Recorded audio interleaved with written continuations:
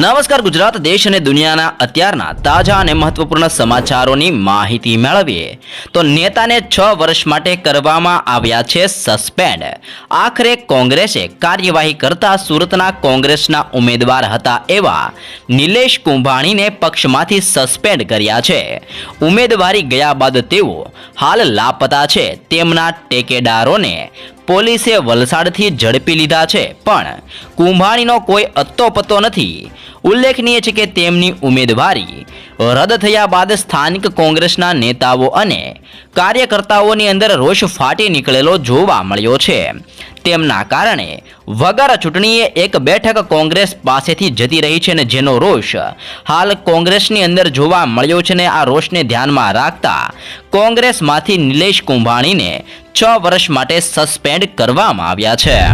ત્યારબાદના મહત્વપૂર્ણ સમાચારની અંદર આગળ વધીએ તો ગુજરાતની અંદર ક્ષત્રિય સમાજ અને પરસોત્તમ રૂપાલાનો વિરોધ દિવસે ને દિવસે ઉગ્ર બનતો જોવા મળ્યો છે। રાજ્યની અંદર એક તરફ ક્ષત્રિયો પાર્ટ 2 આંદોલનની અંદર ભાગરૂપે ધર્મરથ શરૂ કરી દીધો છે, તો આ તરફ ગૃહમંત્રી હર્ષ સંઘવી અને સંગઠન પ્રભારી જિલ્લે જઈને ક્ષત્રિય સમાજના આગેવાનો સાથે બેઠક યોજી રહ્યા છે, અને સૂત્રોના જણાવ્યા મુજબ હાઈકમાન્ડે હવે ભાજપ તરફ રહેલા ક્ષત્રિય ધારાસભ્ય નેતાઓ ઉપર દબાણ કરી સૂચનાઓ આપી છે। પક્ષે તેમને ઘણું આપ્યું છે, પદ પ્રતિષ્ઠા માન બધું જ હવે તમારે પક્ષનું કવર કરવી અને ફરજ બજાવવાની જરૂર આવી ગઈ છે, જેવું પણ નિવેદન હાલ આપવામાં આવી રહ્યું છે। ને ગુજરાતની અંદર પરસોત્તમ રૂપાલા અને ક્ષત્રિય સમાજનો વિરોધ દિવસે ને દિવસે હવે ઉગ્ર બનતો જોવા મળ્યો છે। તો એ સાથે જ રૂપાલા વિવાદ ઉપર CR પાટીલ દ્વારા પણ મોટું નિવેદન આપવામાં આવ્યું છે। રાજકોટ લોકસભા સીટના ભાજપના ઉમેદવાર પરસોત્તમ રૂપાલાના નિવેદન બાદ શરૂ થયેલા વિવાદને શાંત પાડવાનો પ્રયાસ થઈ રહ્યો છે। આજે આ મામલે દક્ષિણ ગુજરાતના ક્ષત્રિય સમાજના આગેવાનો અને CR પાટીલ વચ્ચે બેઠક યોજાઈ હતી, જે બાદ પાટીલે કહ્યું છે કે ક્ષત્રિય સમાજને દુઃખ થયું હોય તે સ્વાભાવિક છે, પણ તેઓ ક્ષમા કરવાની અંદર માને છે। તેઓ હંમેશા ભાજપ અને PM મોદીની સાથે છે, આ માટે હું તેમનો આભારી છું, જેવું પણ નિવેદન હાલ CR પાટીલ દ્વારા આપવામાં આવી રહ્યું છે।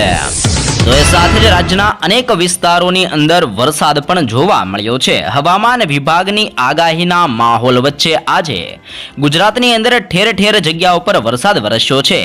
ખરા તાપમાનની અંદર વરસાદ વરસતા લોકોને ગરમીમાંથી રાહતનો અનુભવ થયો છે। ખાસ કરીને આજે માંડવી ઉમરપાડાની અંદર ધોધમાર વરસાદ વરસ્યો છે, તો સુરતની અંદર ધીમી ધારે વરસાદ વરસેલો જોવા મળ્યો છે।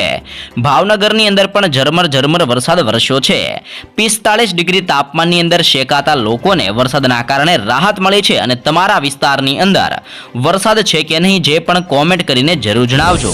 તો એ સાથે જ અમિત શાહ ફરી આવશે ગુજરાત। 7 મેના રોજ ત્રીજા તબક્કા દરમિયાન ગુજરાતની અંદર ચૂંટણી યોજાશે। આ પહેલા કેન્દ્રીય ગૃહ અને સહકાર મંત્રી અમિત શાહ ફરી એકવાર ગુજરાત આવશે। તેઓ પોતાના પક્ષ માટે પ્રચાર કરશે। માહિતી અનુસાર 27 એપ્રિલે પોરબંદર, ભરૂચ, પંચમહાલ અને વડોદરા જિલ્લાની અંદર પ્રચાર કરશે। પોરબંદર લોકસભા ક્ષેત્રની અંદર આવેલા જામકંડોળાની અંદર સવારે 10 કલાકે તેઓ સભા ગજવશે, જેવી પણ જાહેરાત કરવામાં આવી છે। ત્યારબાદના સમાચારમાં આગળ વધીએ તો વિરોધ ઉગ્ર કરવામાં આવ્યો છે, અને પોલીસ દ્વારા અટકાયત પણ કરવામાં આવી છે। સમગ્ર ગુજરાતની અંદર રાજકોટ સીટ મામલે રૂપાલાનો ક્ષત્રિય સમાજ દ્વારા વિરોધ કરવામાં આવ્યો છે। બનાસકાંઠાની અંદર પણ આજે વડગામ ખાતે ભાજપના કાર્યાલય ઉપર ક્ષત્રિય સમાજે વિરોધ નોંધાવ્યો છે। પોલીસ દ્વારા 10 જેટલા યુવકોની અટકાયત કરવામાં આવી છે। વિરોધના કારણે ભરત ડાભીની બેઠક પણ કેન્સલ કરવી પડી છે। બનાસકાંઠાની અંદર ક્ષત્રિય સમાજે અસ્મિતા રથ સાથે ભાજપ સામે વિરોધ પણ વ્યક્ત કરેલો જોવા મળ્યો છે। તો એ સાથે જ ચૂંટણી સમયે મતદાન નહીં કરવાની ચીમકી પણ આપવામાં આવી છે। લોકસભાની ચૂંટણી પહેલા ગુજરાતની અંદર અમુક એવા સ્થળો છે જ્યાં મતદાન ન કરવાની ચીમકી ઉચ્ચારવામાં આવી છે, અને જેમાં હવે સુરેન્દ્રનગરનો પણ લખતર વિસ્તાર પણ ઉમેરાઈ ગયો છે।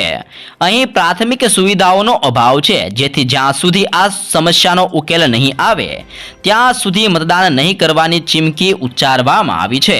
અને આ વિસ્તારની અંદર રસ્તા, પાણી, વીજળી જેવી સામાન્ય જરૂરિયાતની પણ અત્યારે જરૂરિયાત છે, ને જે પણ પૂરી કરવામાં નથી આવીને જેના કારણે અનેક વિસ્તારોની અંદર મતદાન નહીં કરવાની ચીમકી હાલ લોકસભાની ચૂંટણી દરમિયાન ઉછેરવામાં આવી રહેલી જોવા મળી છે.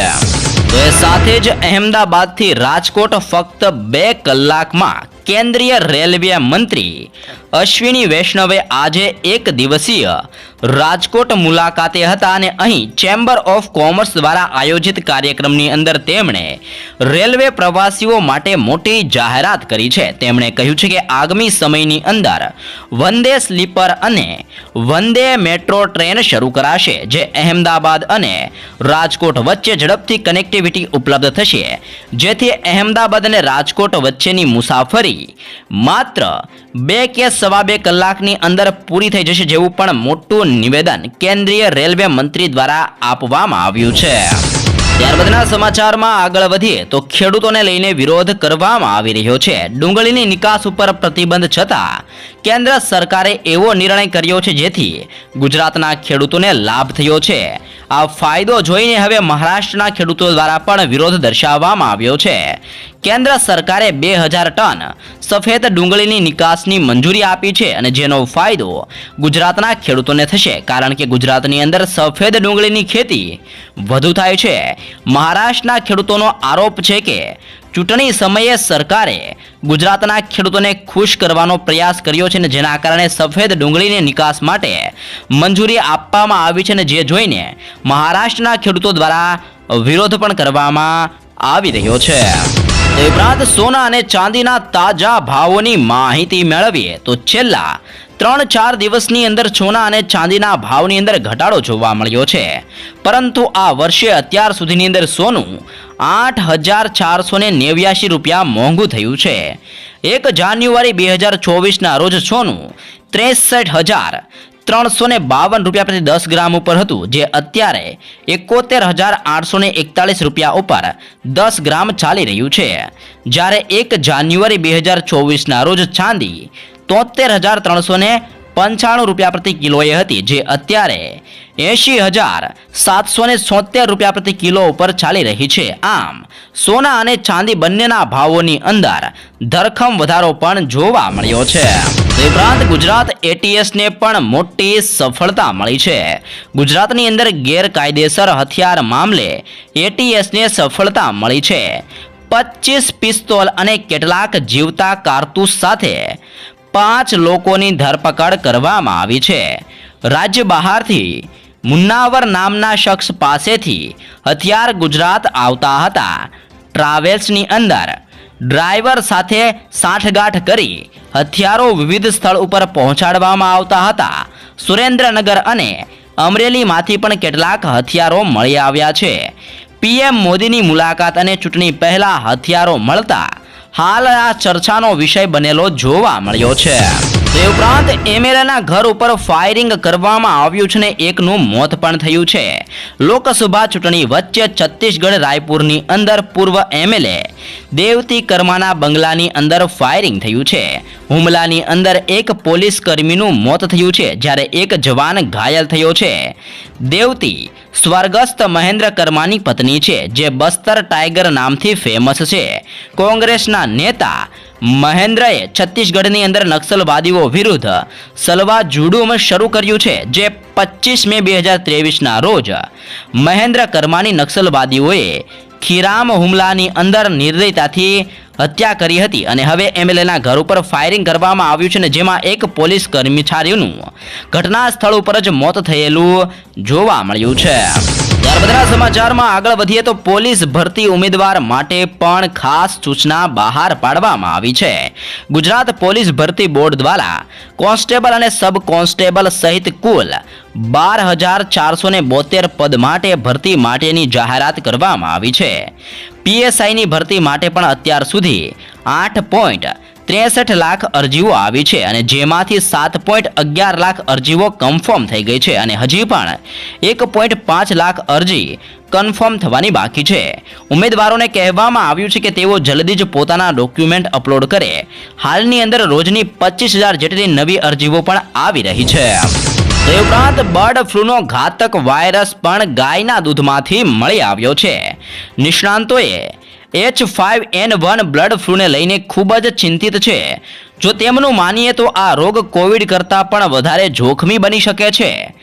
વર્લ્ડ હેલ્થ ઓર્ગેનાઇઝેશને જણાવ્યું છે કે તાજેતરની અંદર બીમાર પ્રાણીઓના કાચા દૂધની અંદર H5N1 બ્લડ ફ્લૂ નામનો ખૂબ જ મોટા પ્રમાણની અંદર વાયરસ જોવા મળી રહ્યો છે. જો કે હજી સુધી આ જાણી શકાયું નથી કે આ વાયરસ દૂધની અંદર કેટલો સમય જીવી શકે છે. પહેલીવાર આ રોગ ગાયમાંથી માણસની અંદર ફેલાયો છે, જેથી દૂધને ઉકાળીને પીવું વધારે સલામત છે જેવી પણ સૂચનાઓ આપવામાં આવી રહી છે. ત્યારબાદ સમાચારમાં આગળ વધીએ તો નિલેશ કુંભાણી વોન્ટેડ. સુરત લોકસભા સીટના કોંગ્રેસ પાર્ટીના ઉમેદવાર નિલેશ કુંભાણીનું ફોર્મ રદ થયા બાદ આ ઘટના ભાજપનું ષડયંત્ર હોવાનો કોંગ્રેસ પાર્ટીએ આક્ષેપ કર્યો છે. હવે સુરતની અંદર નિલેશ કુંભાણી વોન્ટેડના પોસ્ટર પણ લાગ્યા છે. આમ આદમી પાર્ટીના નેતા દિનેશ કાછડિયાએ કહ્યું છે કે ભાજપે નિલેશ કુંભાણી અને ત્રણેય ઠેકેદાર અને ડમી ઉમેદવારને ખરીદી લીધા છે. આ માટે તેમને ₹15 કરોડ જેટલી રકમ પણ ચૂકવવામાં આવી છે અને અહીં ભાજપના ઉમેદવાર બિનહરીફ વિજેતા થયા છે, જેને લઈને હાલ કોંગ્રેસની અંદર ભારે રોષ જોવા મળી રહ્યો છે.